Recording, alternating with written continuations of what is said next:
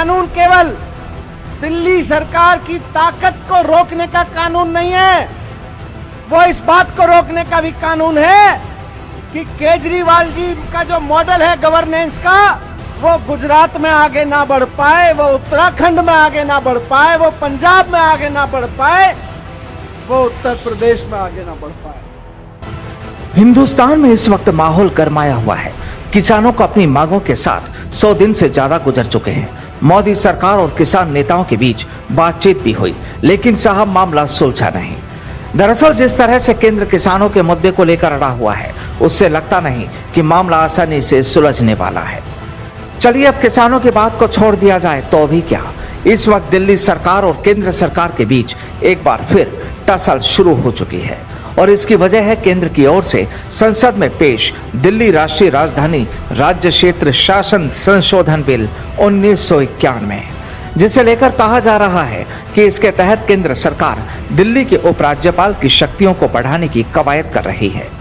अब नए प्रस्तावित बिल के तहत दिल्ली सरकार का अर्थ दिल्ली के उपराज्यपाल होंगे।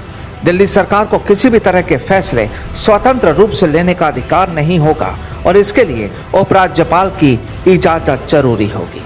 इसके अलावा मंत्रिपरिषद समूह को भी किसी तरह का फैसला लेने से पहले उसे उपराज्यपाल की मंजूरी लेना जरूरी होगा। आपको बता दें कि हाल ही में इस बिल के विरोध में दिल्ली के जंतर मंतर पर आप यानी आम आदमी पार्टी के नेता और खुद दिल्ली के सीएम अरविंद केजरीवाल भी पब्लिक के बीच पहुंच गए और जाहिर है कि अब केंद्र की इस पहल को लेकर दिल्ली की सियासत एक बार फिर से गर्मा गई है।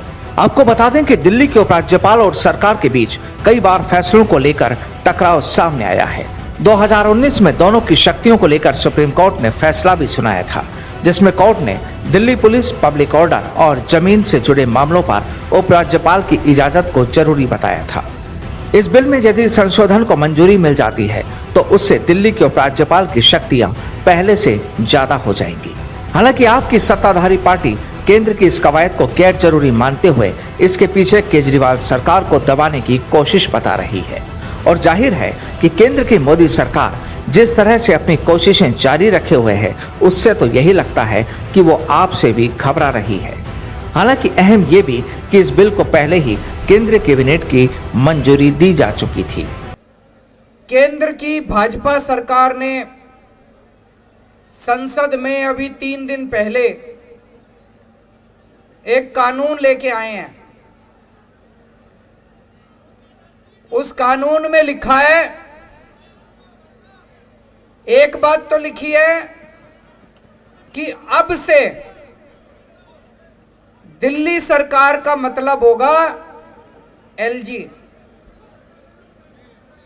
उस कानून में लिखा है कि अब से दिल्ली सरकार का मतलब होगा एलजी। तो भाई साहब फिर हमारा क्या मतलब होगा? फिर जनता का क्या मतलब होगा? फिर आपका क्या मतलब होगा? फिर देश की जनता का क्या मतलब होगा?